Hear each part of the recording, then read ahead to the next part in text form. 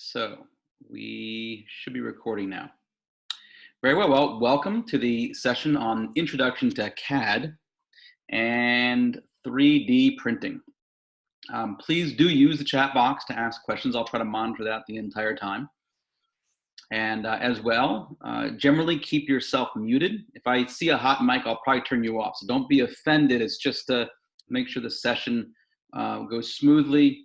And if you have a question, do not hesitate to unmute yourself and ask it. It's perfectly okay to interrupt at any time. This is a live session. Let's see. Here's the overall agenda, kind of quick and dirty here. First of all, we're going to do a brief overview of the ERC. We did a digital survey of everyone on our listserv who would like to learn more about what we have to offer, what workshops they want, and learning about the ERC in general was like top 3. So I'll briefly go over that, and before we jump into the content. It also gives people a few more minutes to join if they're late. And then I'm gonna get my little soapbox. I'm gonna explain to you why we're doing this whole CAD thing, because I'm here for a 3D printer. I got a 3D printer. I wanna learn more about that. What's with this CAD? I'm gonna demonstrate briefly Tinkercad. We're gonna jump into Fusion 360. So the meat of the session is really on how to utilize this tool. If you didn't download it, if you don't have it, don't worry. It's a brief session. It's an introduction. We're gonna give you some homework you can do afterwards if you wanna learn a lot more about it. And that's the plan. Oh, by the way, this is now an international workshop. We have Victor joining us from Brazil. Hey, Victor, how you doing?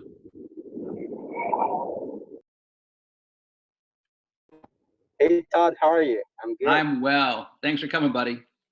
Yeah, sorry about the delay, but I'm here. No, I'm glad you made it. So then we're gonna go over a few of what we call features. We're gonna learn how to sketch something. Then we're gonna talk about extrusions or evolve, and if I can do more, I will, but I think we'll probably run out of time.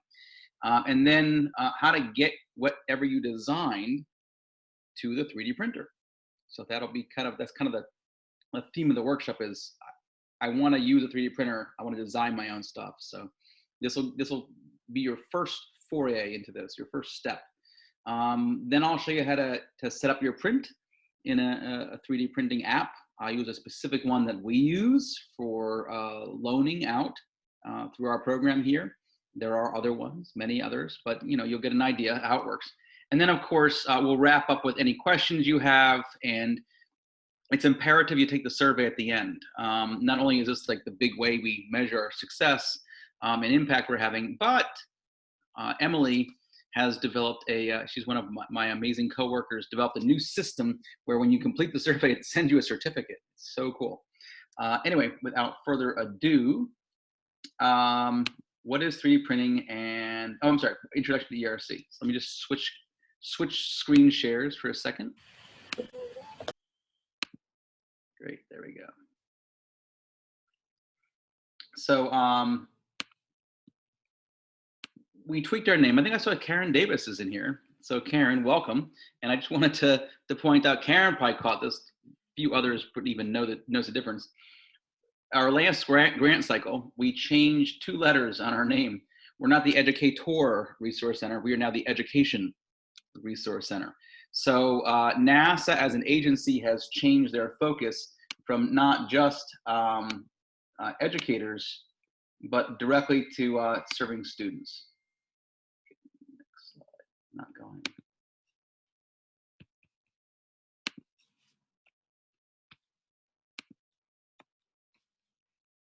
Okay, good. So whenever I say I work at a NASA facility, people say, oh, you must work in Houston at Johnson Space Center. I say, no. Oh, you must work in Kennedy, in Florida where they launch rockets. No. In fact, we work under the largest of all the 9 NASA centers, Goddard Space Flight Center, which is in Greenbelt, Maryland. And we're not a center, which is a big facility with a big center with many different buildings, and I think they have 6,000 employees at Goddard. But there are numerous facilities, very, very specialized, that do specific tasks for the agency, located all over the country. There's 5 of them. And the one that I work at is called IV&V, which is independent verification and validation. Big long words. We say IV&V. So please now know it's not 4 and 5.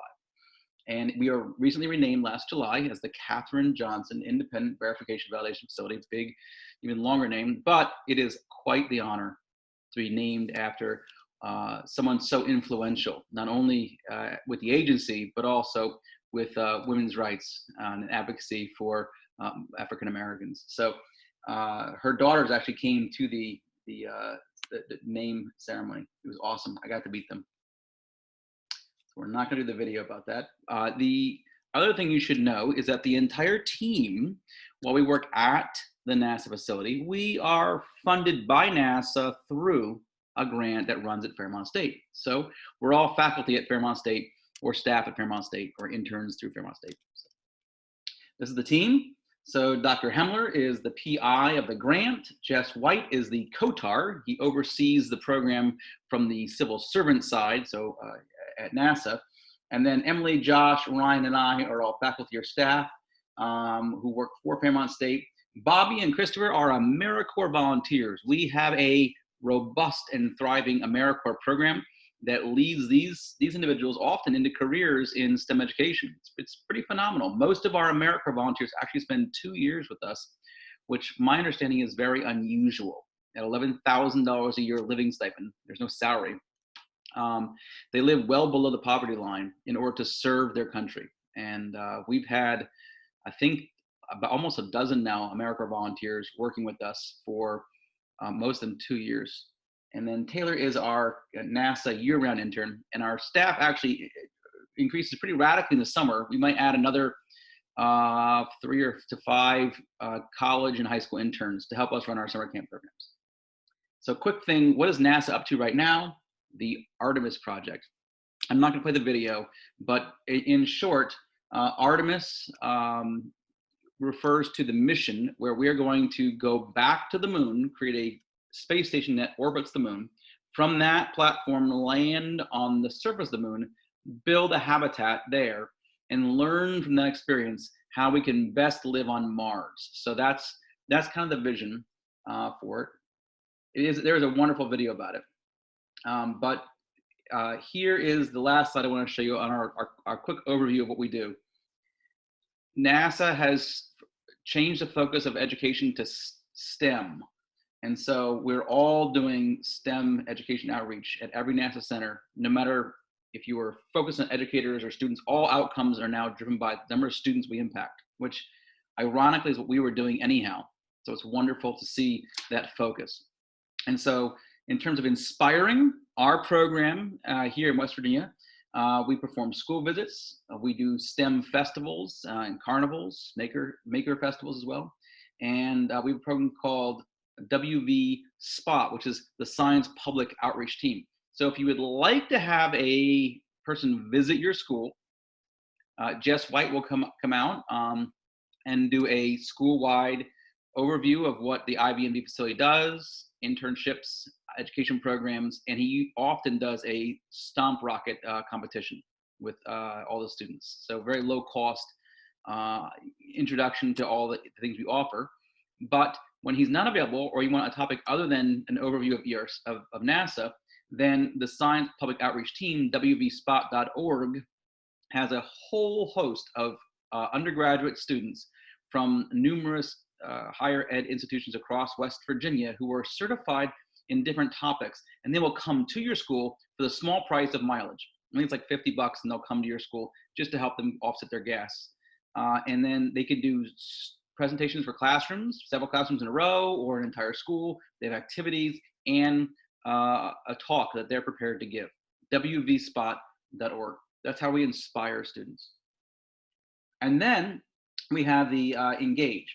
So let's go to Educate next. So drop down to the orange block. We offer at our facility student workshops. We have at least a half dozen or more unique student workshops. We target them mostly at 5th through 9th grade students. We can customize those somewhat, and we're looking at expanding more into the elementary grade ranges, but We have student workshops on site that are usually 3 to 5 hours long, hands-on, free as long as you bring the students to us. And we can handle up to 30 students at a time. It's only one classroom, so we can't do the third grade, but we can do Mrs. Smith's third grade. And then we have education professional development, EPD. So that's kind of the meat of what we've been doing. And over the past 20 plus years, we train educators, you train students. And I learned early on in working with the ERC that one of the most successful aspects was when we trained someone to borrow the Star Lab or train them to borrow the GPS kit. And I said, oh, so when there's a classroom kit associated, the workshop's even more popular. Today, I'm proud to tell you we have over $2 million of classroom kits that you can borrow to integrate the STEM activities that we train you on into your classroom. We have about a dozen just robotics kits, for example. We have 3, actually we have now 4 portable planetariums, a digital one and 3 analog planetariums. And so when you are trained on Star Lab, you then get to borrow the $20,000 Star Lab and bring it into your school. When you're trained on 3D printing, which is a 3 to 4 hour workshop normally, you then can borrow the Makerbot 3D printer in a travel case with plastic and everything you need and use it with your students. So then if you're trained, we can then engage your students through the classroom kit loan program. We have like 70 classroom kits now. And we also run STEM competitions. That started as a small thing 9 years ago to run one event. Now we run over 40 tournaments a year, mostly in robotics, but also rocketry and aviation competitions.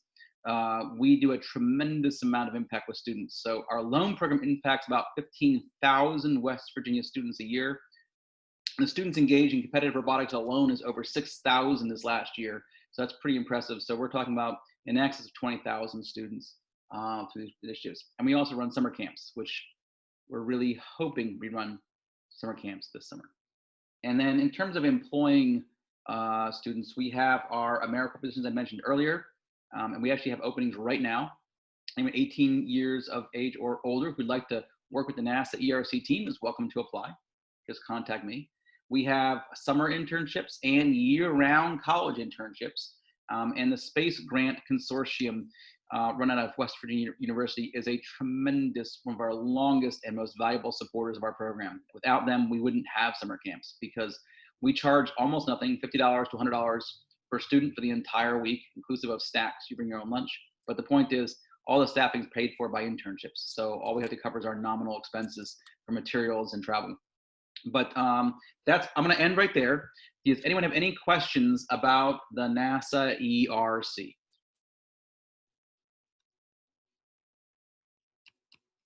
Give my 10 seconds.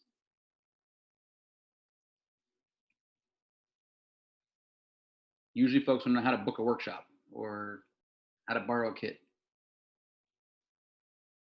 Did I lose you? Did I drop offline? No questions. Thanks, Lisa. I'm glad to know that I'm still broadcasting. Okay. I forgot to mute my phone.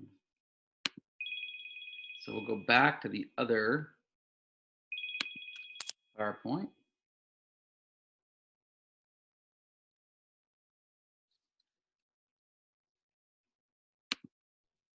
Okay, so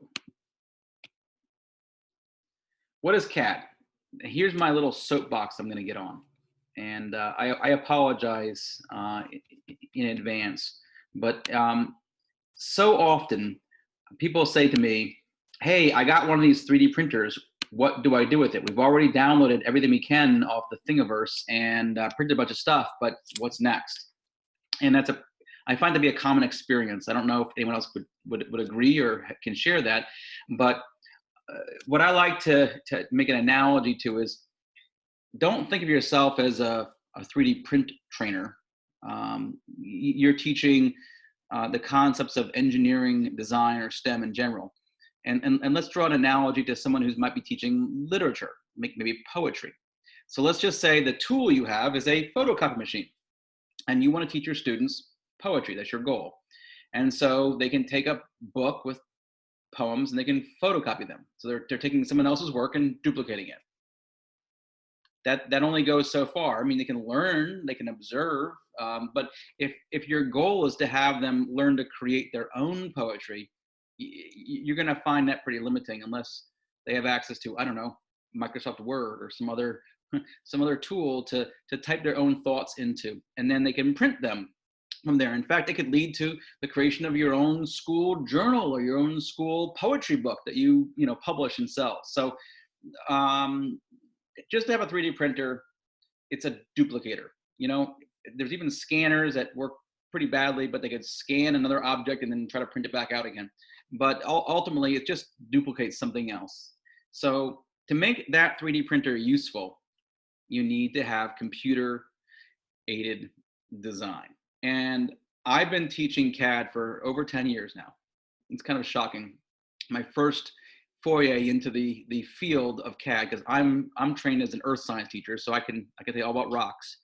But I learned through some brief classes and a lot of self-teaching how to utilize most of the basic functions of CAD packages. But I learned first, in some packages that only run on Windows computers and were kind of clunky, and then it got smoother and smoother, and now it's a beautiful environment where the platforms run on both Macs, they run on PCs. We can run software on tablets now.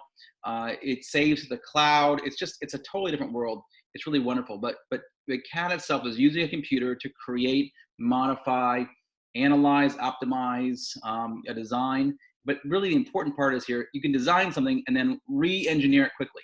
And so it radically increases the efficiency of the design process itself, the engineering process, if you will. So you need a widget to solve a problem you have. I like to use rocketry as an example. We need to design a bulkhead to stop the ejection charge from hitting our altimeter and stuff in our rocket. And so you need to know what the dimensions are, how thick it should be, what diameter it should be, etc. And then you need to design that part, and then you can print it off on a 3D printer, test it, and realize, oh, it's too big, it's too small, it's not quite the right whatever. And then you can redesign it in seconds, print it again. And so it makes that process of designing a solution to a problem very fast. And so that's the whole point of CAD. Any questions about why we care about this? So the next thing I want to do, and this is not really what I want to spend time on during this workshop, but it is something that I think is important because it's often a major limitation for folks, and that is I don't have laptops. My school's one-to-one iPad, or we have computers, but to get the software installed is like an act of Congress, So what solutions are there? And this is I consider Tinkercad a workaround, not a formalized CAD platform. It's way better than SketchUp. So if you're thinking, I've used Google SketchUp, I love it, then you're gonna love this even more. But I still struggle to design things for problems using these platforms. And maybe it's just the way my brain works, but in any event, I find full CAD packages ironically easier to use. So I'm gonna share with you, hopefully, I'm gonna run for the first time ever Tinkercad right off of my, sharing is pause. Bring your shared window to the front. There it goes. I'm gonna share with you Tinkercad from an iPad, which I never did this before. It's a new feature I just discovered through Zoom. So are you seeing Tinkercad now? You can use a chat box, maybe, just yes. Okay, thanks, Lisa. I'm glad you see it. Do I think it's easier for young students? Yes, if we're gonna scaffold engineering design, some people would argue that Tinkercad is a great way to bring kids into the CAD process. Again, my personal feeling is the platform is, I don't know, it just doesn't work for me. I like to design things in 2 dimensions and then make them 3-dimensional. It might just be the way my brain has been trained, but that is how formalized CAD software works. This starts with all 3-dimensional features already. That said, I've watched young kids use this platform to design things that probably were beyond my capabilities. And the most important reason you might want to start with Tinkercad with young students is the robust lesson plans and activities and resources available to get kids started. So Tinkercad plays an important role. It is a solution. It's not my preferred solution, but in any event, so when you launch Tinkercad, here's the best part. You use the same login you just created if you followed the directions when you registered for Autodesk. It's owned by Autodesk. And so now I'm in a work plane. So it has one work plane right here. It's the base work plane. And I can just take any object and drag it in.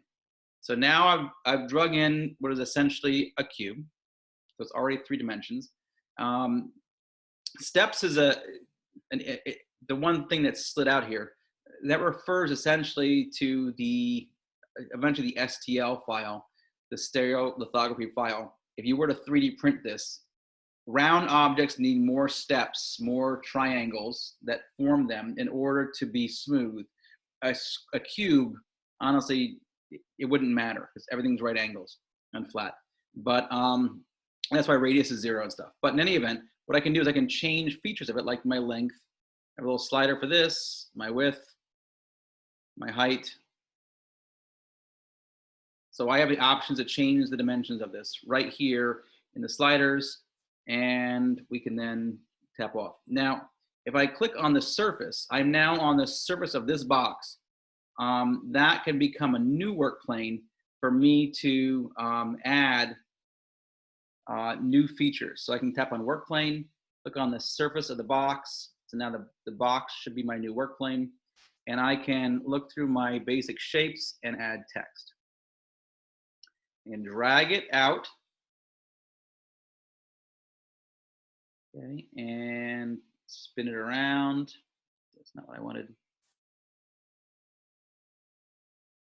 That's what I wanted. And we can adjust that text.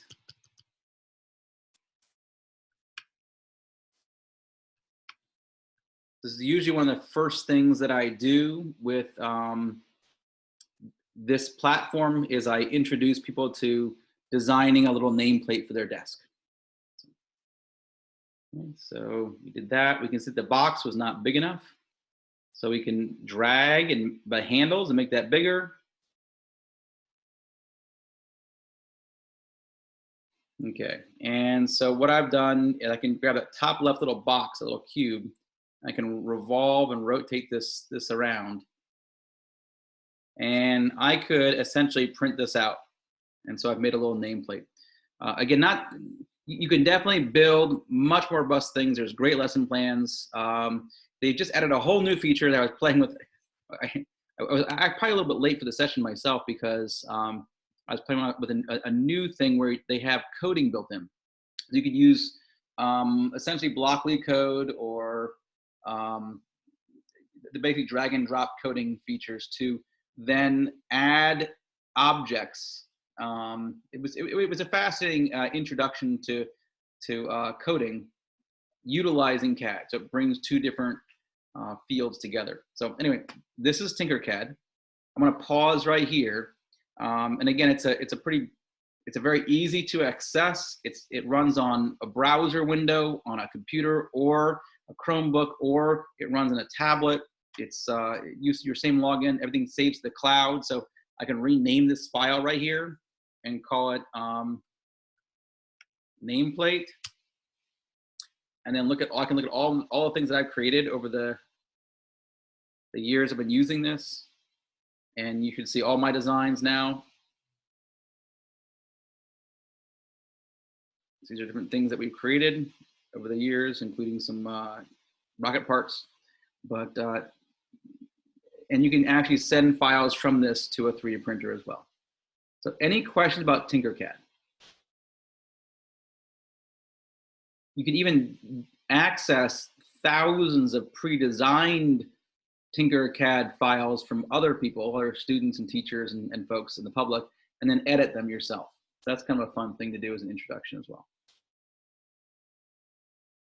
Any questions about Tinkercad?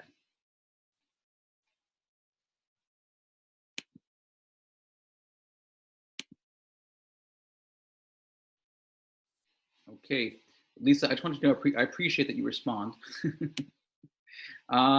Let's Todd, jump back into this. Todd, can Yes, you is there hear a me? question? Yeah, actually, I would like to share with you something that I already have been used that with my students, and they really like that. And I think that it's really cool to start modeling and studying engineering. So I just would like to share that experience with you. And I'm driving, so I cannot type. Sorry. Got it. So yeah, so Victor is a technology teacher in Brazil, who I met through the first Lego League initiative. He's also an extraordinary coach in the program. But I'm glad to hear that you're using Tinkercad with students. And yeah, I've heard a lot of positive things about it. But I'm excited to also show you a full package as a next step. So some people might not, you might even go beyond this, but let's assume that you do. So I think you're probably seeing my slide deck again. So Autodesk Fusion 360 for students and teachers. This is a revolution, folks, because I learned different platforms initially from PTC, a different company, because Autodesk saw education as a revenue stream, and they charge money for Inventor. So if you know about Project Lead the Way, or many robotics initiatives like VEX and FTC, FRC, usually you had to pay to access SolidWorks, Inventor, and other comparable CAD packages. A few years ago, Autodesk followed the trend of a few other companies and made their software free if you are a teacher or a student in K-12 education. So if you go to the website and you follow the directions pretty explicitly, you identify your school specifically. Let's just say you go through it and you're like, well, the school I belong to or I work at is not listed. Wink, wink, choose any school that's nearby, that's in your district or as close as you can get. Because if you're not affiliated with a K-12 school, your license will be a limited 30-day license. If you are one of the schools in your list, then you'll become a full 3-year license and you can renew your license. So that's what I recommend highly. And students have to be 16 years of age or older in theory. So, you know, I'm sure that with parental approval, you could get them to sign up and handle that in some way. So that is how you get Fusion 360. Okay, that's the last slide. So now what we're going to do is we're going to jump into the software itself. So change shares again. So we're going to go straight to Fusion 360. So Lisa, can you see Fusion 360 now?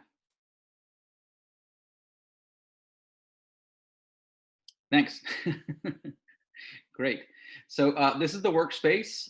So all I've done so far is I logged in, and it has tabs on the top, just like a browser. So you could click on this little new design button and have a second design. So this is how you can get multiple designs. So it's a very familiar feel to anyone who uses the internet. You can see I'm logged in over here, and it talks about my account if I wanted to learn about my account. The neat thing about that is there's on the far left-hand side is a little show data panel. And this jumps into folders and files that I've created in the past. So you can see I have tons and tons of files. I have folders. Inside those folders are more files of parts that I've created, designs that I've created. So it's all managed in the cloud. So here's a double-edged sword. It runs on the cloud. You can't even launch the software if you aren't on the internet, which is clearly a limitation in some situations. But if you have the internet and you log in, all your files that you designed are available. So what I found to be amazing is that I have a computer lab with 18 computers, and a student might work on one computer, and then they want to log into a different computer, and their files are right there. Or they work from home and they walk into the computer lab and their files are vice versa. So what's neat is that anything you create is accessible anywhere as long as you have the internet. So let's assume we have the internet, and it's awesome. If you did lose internet coverage, once you've logged in, you can work and operate, and then you can even save locally if you can't get on the internet again. So it is possible to get on, log in, and then work.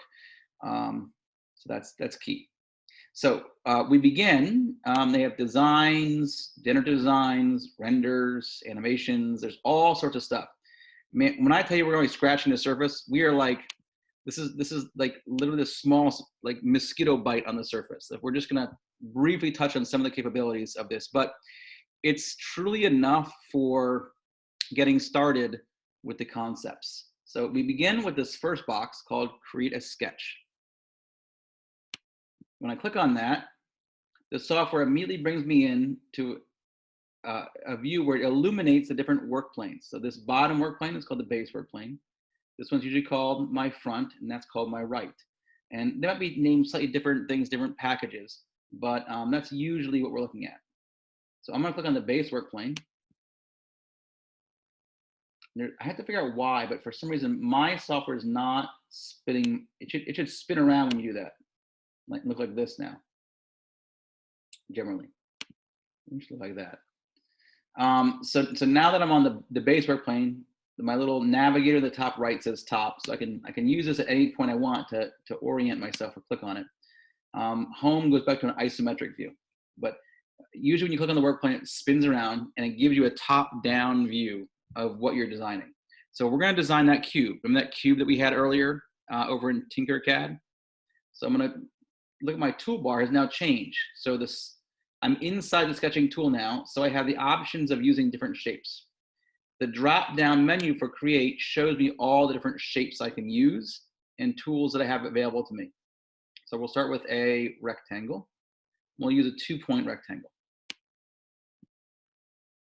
I love the origin, and when I get close to a line, my cursor snaps to it. So that's very convenient for me. So I'll click and I'll drag, and here is the first Todd tip: free, no extra charge. I did not click a second time. If I did, I would have locked in a dimension. But you should always begin with your notebook. So whatever you're going to do, whatever you're designing, working with students, it should always begin right here. I know that I'm creating a part for my rocket. I already know the dimensions of that part.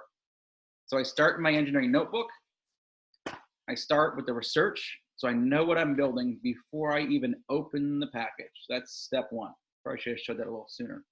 But what I'm going to create right now is a box that is 20 millimeters, and everything's in millimeters. So if you're not comfortable with millimeters, you need to learn to be comfortable with millimeters. So it's 25.4 millimeters per inch. So get familiar with that because the software assumes that, and the printing software assumes that as well. So we're going to be, what do I say, 25 millimeters tall, and then I can tab over and type that this is going to be 50 millimeters wide, and I press enter, and I've made hard dimensions on this 2-dimensional sketch. In the top right, it says finish sketch. I click that, and usually it returns an isometric view. So now I have basically the shape. So it's not a 3-dimensional object yet because now look, my toolbar has changed. So now we have the create menu. Now it has all these what we call features. In the features, the most popular feature, most commonly used feature for any task is extrude. It's a very powerful feature. It has a lot of options to it. So I'm going to choose extrude. By the way, it's also a shortcut right there. It's so popular, it's the first, they think it might be your first choice. So when I click on it, the very first thing that the little menu here asks is, I'm assuming you see this extrude menu. I did something the other day and pop-up menus weren't showing up when I did screen shares. So it says select the profile. If I had more than one shape over here, this would not be done. This step would not be completed. But the software assumed that I only had one shape. That's probably the one I wanted. But let's assume it didn't do it. Step one, select the profile you want to extrude. So I click on it. Now it's dark blue. A little handle appears here. It says start from the profile plane. which direction will I extrude? I'm gonna go up from one side. How far? We're gonna use distance. What distance in millimeters? And I have taper angle. It says I'm gonna create a new body. Now, what is extrusion in general? And we're gonna, in fact, apply the word extrusion twice today. So I'm assuming everyone here brushes your teeth. You all brush your teeth. Or have you played with Play-Doh? And my son has a little ice cream shop with Play-Doh where you can put the Play-Doh in a little press and it squirts out based on whatever shape that you turn the little knob to. So you turn to a star, it shoots out as this big star. So the two-dimensional object is a star. When you push down with the Play-Doh, it shoots out in this three-dimensional star shape. Or if it's a square, it shoots out basically, and you can slice it off and make little cubes. So that's extrusion. When you squeeze toothpaste, it comes out in a cylinder because it's coming out of a round nozzle, essentially. So I can drag this little handle right here and make my three-dimensional object. I can also hard code and dimension it in this box by typing how thick I want it to be. I press OK, and I am done. I have made a three-dimensional object. Hold your applause. Just kidding. So this navigation tool is really helpful up here at the top. If you have a 3-button scroll mouse, though, you can push the scroll wheel and move around, which is a lot cooler. This little amazing button up here, this little box, makes moving your object in every dimension accessible no matter what platform you're on. So that is how I can make a 3-dimensional object. So we made essentially some form of cube. Questions? Let's make another shape real quick. Let's show you some of the powers of extrusion. So I'm going to click New Design. I'm going to click Sketch. I'm going to click Base Work Plane. Okay. And I'm going to pause for 1 second because my cat is locked in the bedroom.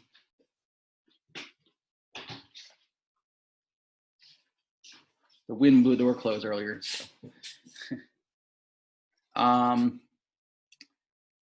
So now we're back in here. We're going to click on the square shape. We're going to dimension this 25, tab 25. Okay, finish sketch. There was the door closing again. We're going to click extrude. It's going to say select your profile, this one right here. And now I'm going to choose taper angle. This is kind of cool. This little round handle allows me to control my taper angle, and I can manually control it here. But I want to make a pyramid this time. So I'm going to drag it up. I'm just using the pinch feature of my tablet on my laptop. Drag it up more, and then I can use this feature called taper. You can see that now I have a -30 angle.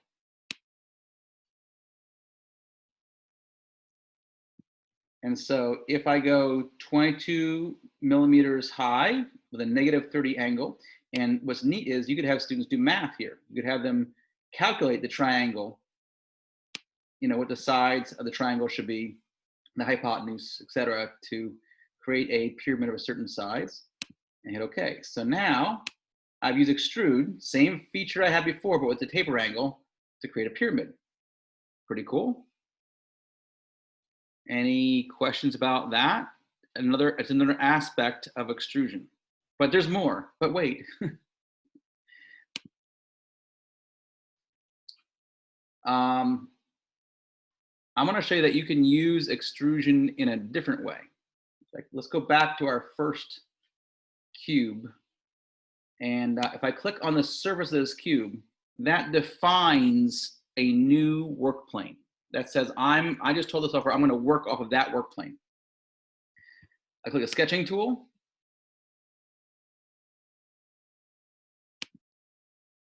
And now I'm working from here. I'm going to create another cube.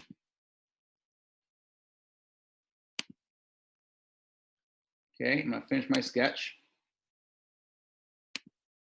So there is now a square drawn on top of the cube. I'm gonna click extrude again, and now it really doesn't know what to do. There's multiple shapes, so the software is not saying, there's only one square, so I know what you want. Now it doesn't know what I want. So at this point, I could be making a planter. I could be making, I don't know what I'm making. So I'm gonna click on that middle square, and it assumes I want to drag this up and add to the object, but in fact, I want to demonstrate that I'm going to drag the handle down, and as soon as I start doing it, this operation goes from join two objects to cut. So now I am cutting material away. So if I go, partway through, it's some sort of, box. If I go all the way through, I now removed all the material in that part. So I didn't have to even go as far as I did. But just to illustrate the point, what I'm doing is cutting material out. So now I did that. I have now used extrude in a opposite fashion. I have negative extruded material. So I just think that's a pretty powerful feature. Again, to reiterate, here's my pyramid. I'm gonna rotate this guy around, choose the bottom. So that's now my new work plane. Look at my sketching tool. I really need to figure out why it doesn't rotate up automatically. I'm gonna choose a circle.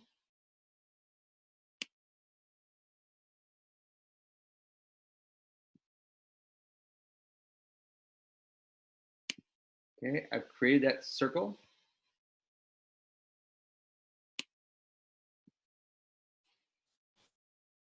And we are going to move it a little bit. Good. And then finish my sketch. So now I have a circle, and I'm gonna click on extrude again, choose the circle, and we're gonna drag that down, and that allows us to add material to the previous object. And you can see that the operation is now called join. So just giving you a quick introduction to A, the sketching tool, B, some of the features of extrusion. And yeah, Robert asked if there was a way to center that circle, and the answer is yes.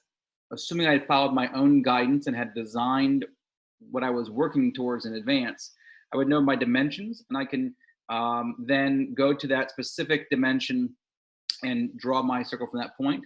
I can also create guides. Guides could be a line that essentially are used to snap. So I could have a new snapping line where I join my part or my new shape to that line.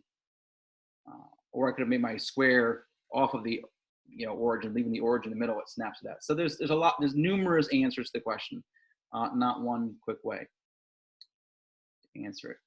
Okay, so let's say I screwed up. Oh, darn it. I really wanted my cube, my pyramid to be bigger. On the bottom, the most powerful feature I need to show you is what if there was a mistake? So if you can see the bottom of my window, there is a little handle that you can move the timeline. I can go back and say, that last extrusion didn't mean to do that. That last sketch didn't mean to do that. That last extrude didn't mean to do that. So I can just slide back in time, and that's the most powerful undo button you've ever seen. So this is basically your ability to jump back and forth in time. And if I say, you know what it was my original sketch that was the problem. My original sketch should have been bigger. I can go straight to that point, double click it, and it brings me back to my original design. And I'm gonna double click on this 25. I'm gonna say, no, that was supposed to be 35. Enter, and that other one was supposed to be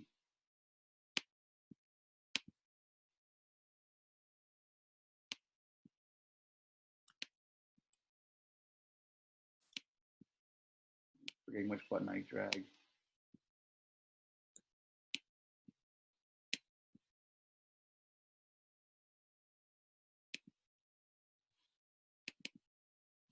$35 also.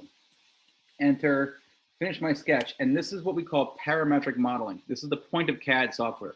I can go, oh, that was the wrong shape, go back into design, redesign it, and now the shape is changed. And now I can say, oh man, now my circle is off too.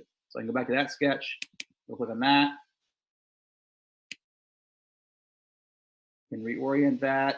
And in order to answer the question that was asked earlier by Robert, we could use the dimensions here on the bar and draw a line to be I can snap to it. So there's ways for me to do that.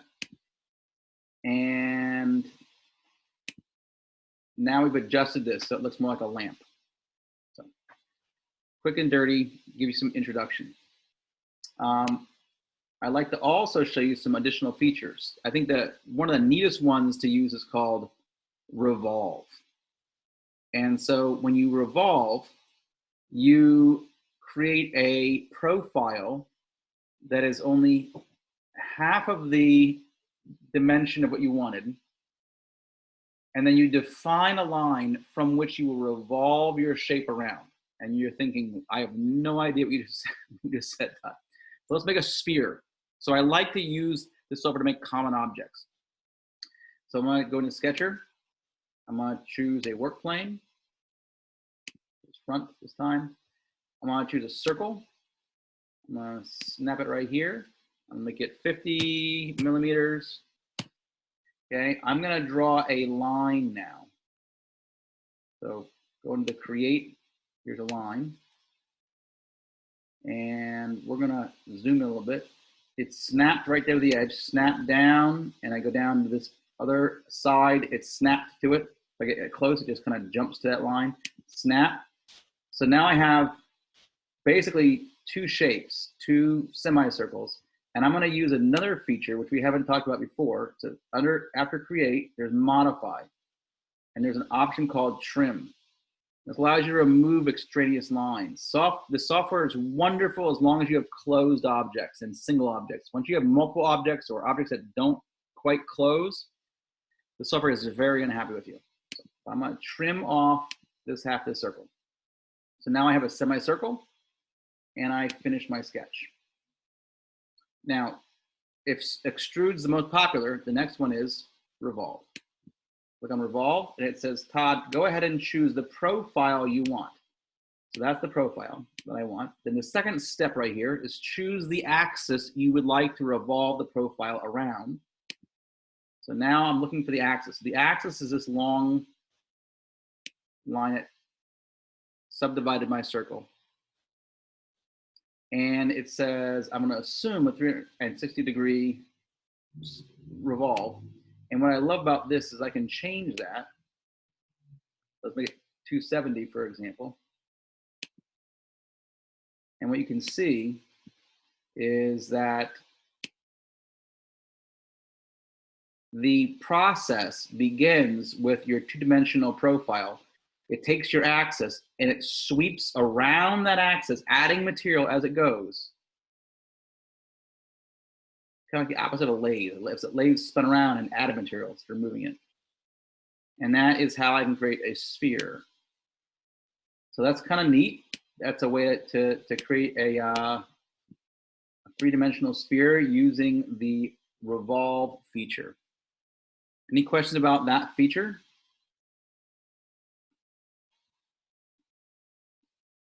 There's a lot more features. As you can see, there's extrude, revolve, sweep, loft, rib, web, drill holes, add threads. And then they have these cheats where you can just go straight to boxes, cylinders, spheres, which is sort of analogous to what we did in Tinkercad. But I still really appreciate the option of coming up with my measurements first and then adding the features to it second. So that's pretty cool. I do like to use the drawing tools when I create. In fact, my next workshop next week is going to be applying these principles to an actual object. I'm going to use it for designing rocket parts. So if I'm designing a rocket, I don't know, say nose cone, for example, what I'll do is I'll use a lot of the line tool, and I know that it's a 65 millimeter diameter nose cone. So I'm going to come out 32.5.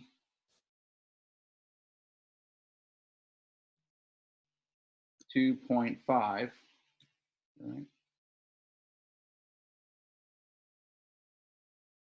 millimeters. Then I'm going to draw another line.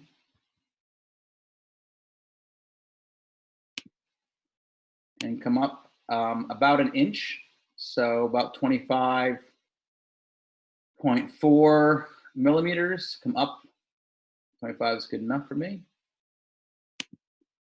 And then I'm going to come out basically 1 millimeter for the lip onto the body.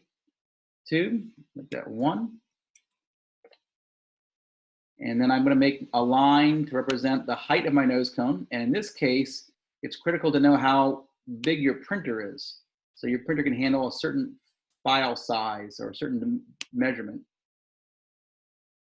And then I might use, for example, a arc, and I like to use a 3-point arc, which allows me to choose my top and my bottom, and then I give the shape based on the 3rd point.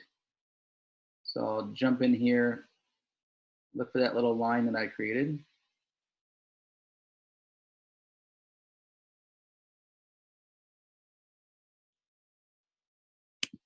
There's 1 point.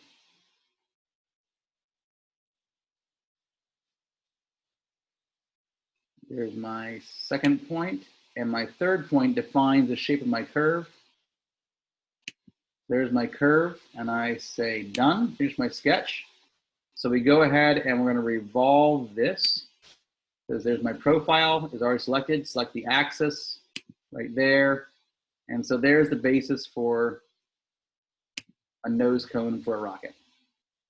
And that's sort of a, again, just quick and dirty, but it gives you the idea of how you can use those features to apply to something. So any questions so far about these basic features we talked about?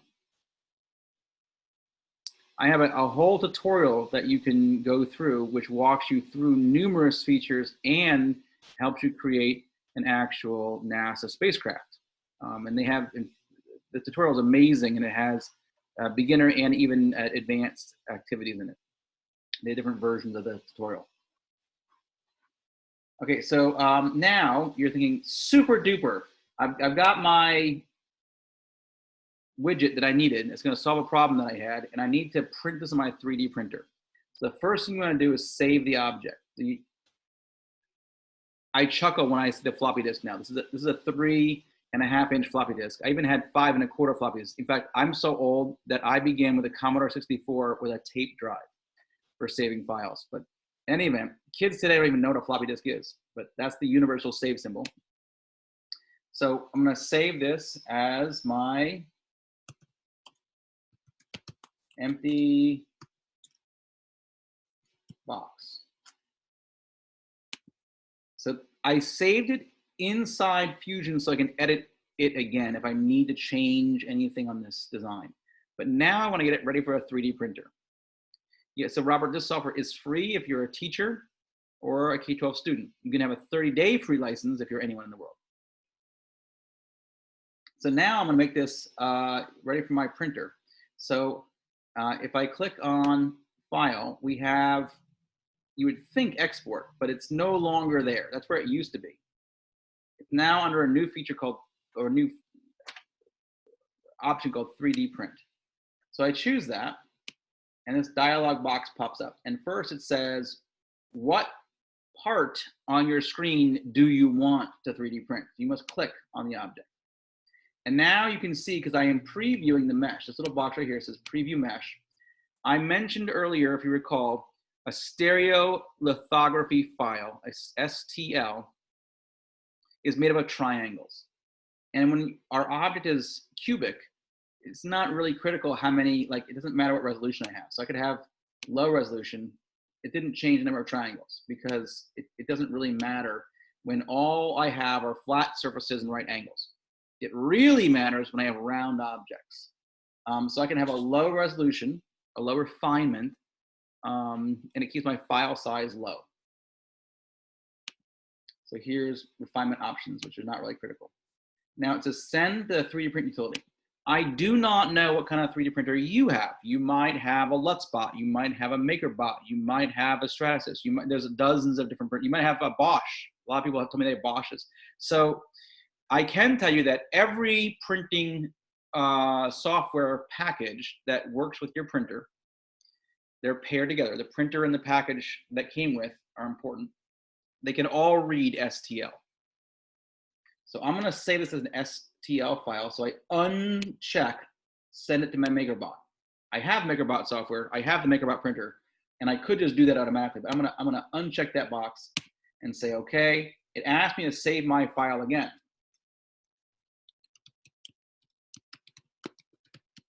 So I'm going to save it to my desktop, called the demonstration box. So at this point, I'm going to have to share my whole screen with you so you can see all the stuff that goes on in order to open this up in my software for printing. So we're going to say desktop 2. So hopefully you can see even my taskbar pop up. And what I want to make sure you can see is that I'm now going to launch Makerbot Print. Again, the concept that's important for you to know right now is if you own a Makerbot or you would use this software, if you own a different 3D printer, you would use whatever software they have that creates your layers that talks to your printer. And if that doesn't make sense, I'll explain it in a second.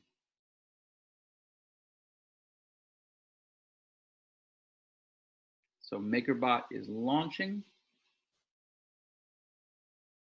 It'll take a second for it to boot up.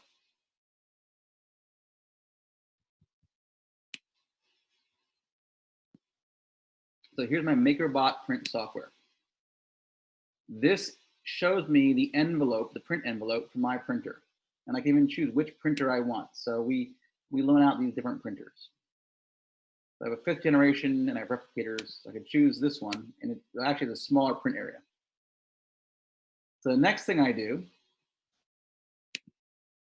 is I'm going to add files. So up in the far left, it says project panel. I open that up, add models to my printer. On my desktop, I have my demonstration box.stl. So I'm going to open up that, add it, and it's going to come in the wrong orientation for us.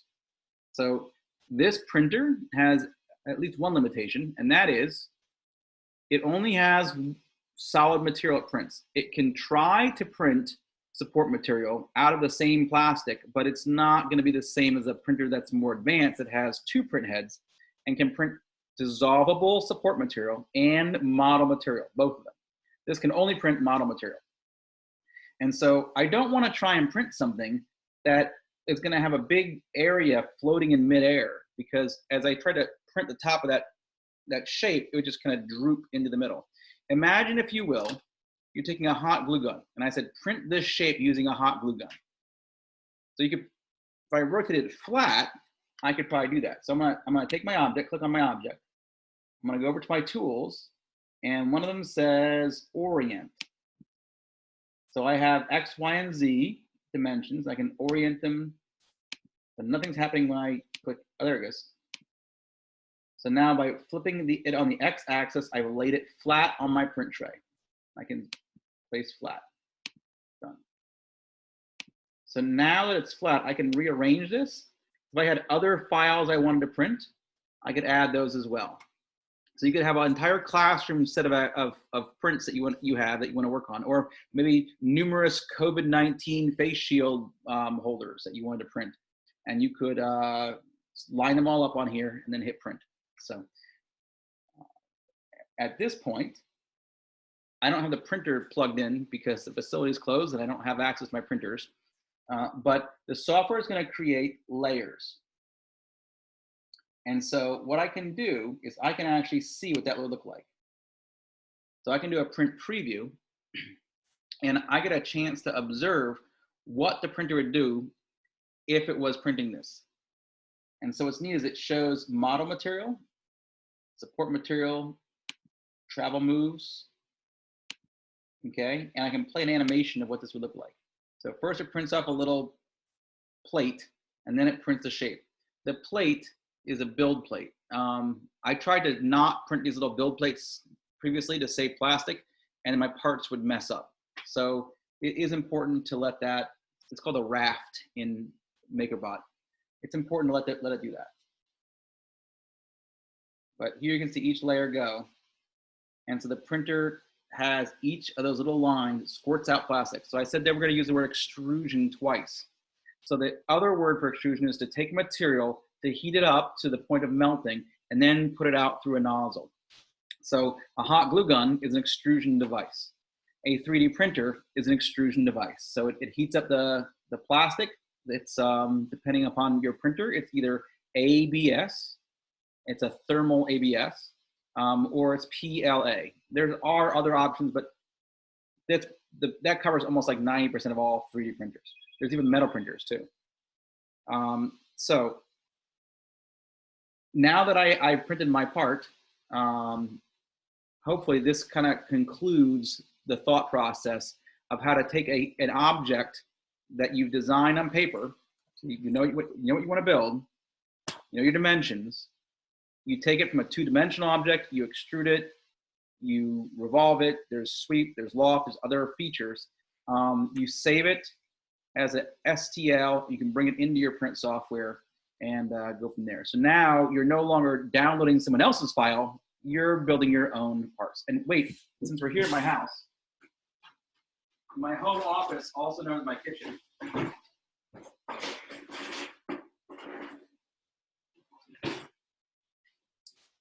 I want to share with you a part that I designed at one point for my son. Actually, he designed it.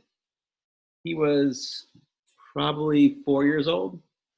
And I asked him what shape he wanted his peanut butter Nutella sandwich in. Did he want it in triangles or little squares? Because he wanted it cut up. And he looked at me and he goes, "I want circles, Dad." Okay. So we tried taking like little glasses. I just happened to have these small little glasses that some people put alcohol in. I don't know. Anyway, and I shoved them on to the sandwich and made these little cute circles, but I couldn't get them out of the shot glass. So he and I opened the computer, started designing a cylinder that was the right shape and size, and then we made a little handle on it. So there was, 2 extrusions, and then we made a hole through it, and we tested it out, and he was pretty happy with it, but he wanted it bigger. And then he said, "Dad, I want the edge to have the little grooves like I have in the knife that we cut." He wanted a serrated edge. So we figured out how to create a serrated edge, and thus the 3D sandwich cutter tool was created. And whenever he's here, he still insists that Grandma or Grandpa or me, make his sandwiches and cut them out in little circles. So the point is, we solved the real world problem using the CAD software in a 3D printer. And we've done numerous things like that. I love helping people solve problems. So let me go ahead and go back to this.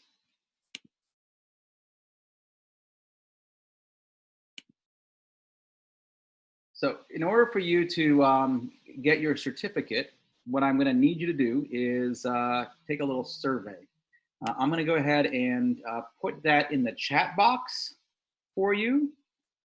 There is an option for introduction to 3D printing.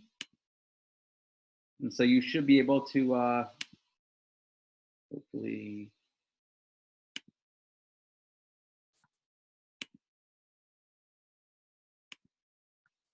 my software's acting funny. I'll make sure to get that to you. If not, the chat box is not happy with me right now. There it is.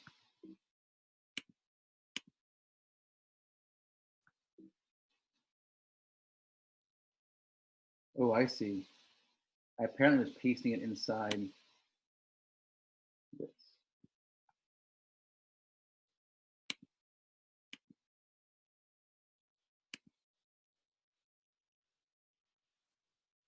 I'm going to go ahead and stop the recording now and see if you guys have any questions. Maybe you had a question, but you didn't want it to be recorded. So we're going to go ahead and